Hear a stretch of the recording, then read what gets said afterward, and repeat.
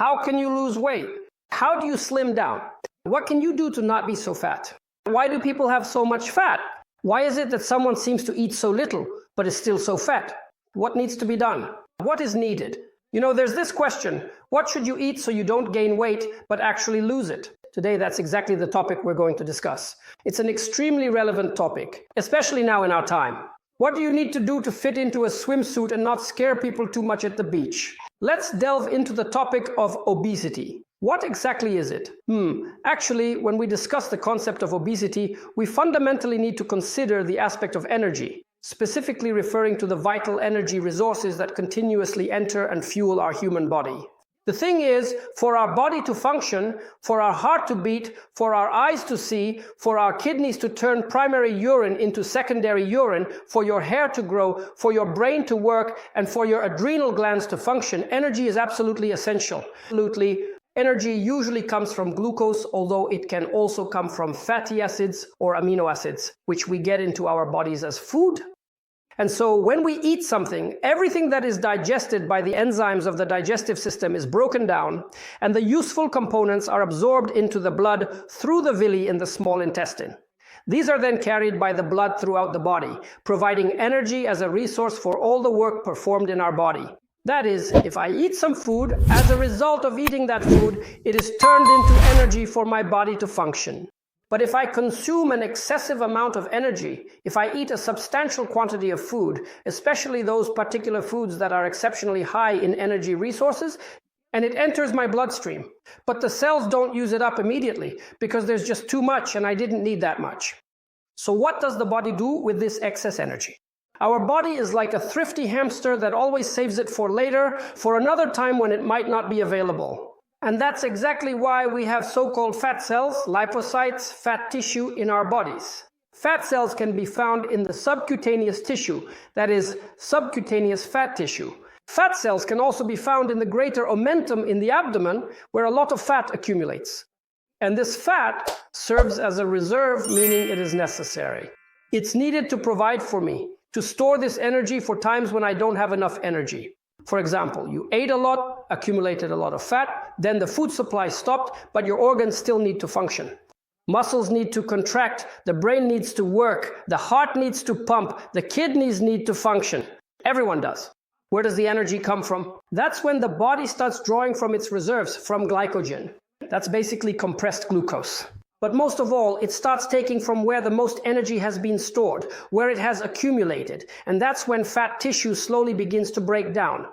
Slowly and reluctantly, but it does start to break down in order to supply energy, especially to the most vital organs for human life, the heart, the brain, and so on.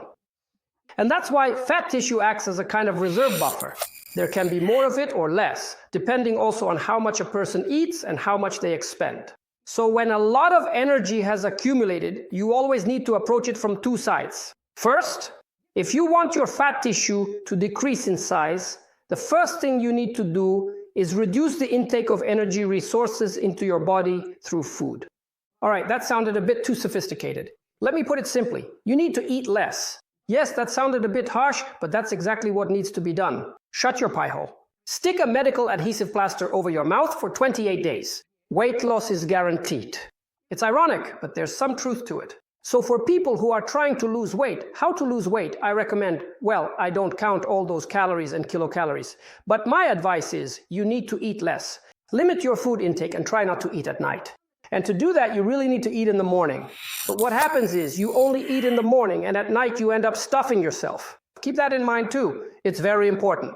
So there should be some restriction in your diet. Show a little wisdom in this. And remember, if you eat a lot in the morning, you won't want to eat in the evening. But if you skip breakfast, you'll end up overeating at night, no matter what. Be wise and eat what you want in the morning. And I usually recommend at least slightly reducing the amount of food you eat in a day, so that you end up eating less overall. Second, we need to make it so that the body starts spending more energy.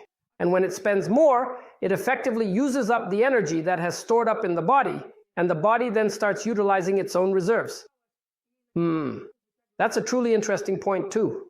Precisely how can I make my body spend more energy? A lot of energy is spent on heating the body. Yes, you can expose yourself to cold conditions, and that will also lead to you losing a little weight. Energy will be spent on heating the body, but in summer it's usually the opposite. Is it possible to make the heart work harder, or make the kidneys work harder, or spend more energy on the brain, meaning work your brain really intensely? Well, you can, but the energy expenditure will be small and you won't really be able to increase it much. What we can definitely do is increase the energy expenditure on contracting skeletal muscles. These are the muscles of the legs, the arms, and the muscles of the torso, back, and abdomen. And that means walking a lot, running. It also means a lot of, what's it called, when you use barbells, dumbbells. Yes, that's right, exactly that too. And also doing AB workouts and carrying things, lifting things. These are physical exercises. They are very strong consumers of our energy and use up a lot of it. That's why muscle work, that's why muscle contraction is where energy will be spent. Over time, it won't be enough. Well, if we eat less, run, move more, then energy will start to be used from fat tissue. Slowly, gradually, little by little, not all at once. It doesn't take it all, but it does take some. Because muscle contraction always requires energy, and it will be taken from fat tissue. So, in order to lose weight, you need to move a lot. But sometimes the one laziest organ in our body keeps us from moving a lot and doing a lot of physical work. So, attention experts, here's the question. What is the laziest organ in our body? You have 3 seconds. Have you thought of it? Well, if you said it's the brain, then you guessed right. The brain is the laziest organ in your body. No, not what everyone else came up with. Because tell me, what stops you from doing 300 squats? What do you mean you can't handle it? You can handle it. The real question is, you won't even try to do 30. Why? Because the lazy organ immediately figured out that it wouldn't work, and you decided you didn't need to do it. That's why, to help you overcome the laziest organ in your body, the brain, there's a device that I'm going to show you today. It's a myostimulation belt. There's a battery inside that generates low-frequency electrical impulses. These impulses are safe for the human body, and this impulse generator is also used for weight loss. You put it on your body and turn it on.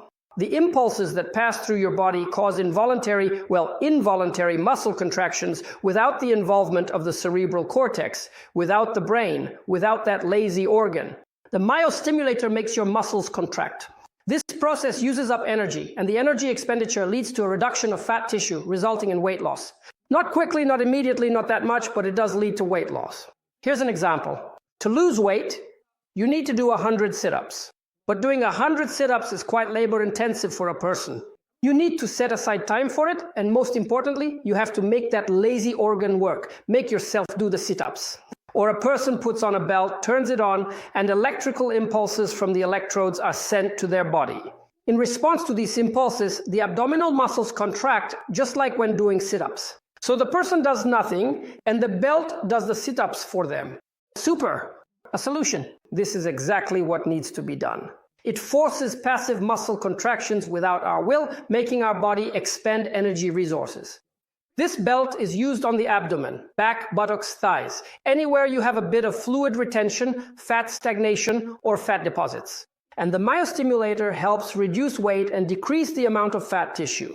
The only thing I'll tell you right away is that this doesn't happen quickly, it happens slowly, and using a myostimulator without changing your diet or nutrition allows a person to lose, attention, approximately 5 kilograms per month. So tell me, 5 kilograms per month. You use a myostimulator, don't change your diet, and lose 5 kilograms a month. Is that a lot or a little? Well, some might say that's not much. Maybe it isn't much, but it's not bad, especially considering that you can do it the next month and the month after that. And it doesn't require much effort from you. And this leads to the fact that little by little, bit by bit, it reduces your weight. And if you also change your diet, then of course the effect will be much greater and better. So today's video was exactly about what you need to do to lose weight, to shed those extra pounds.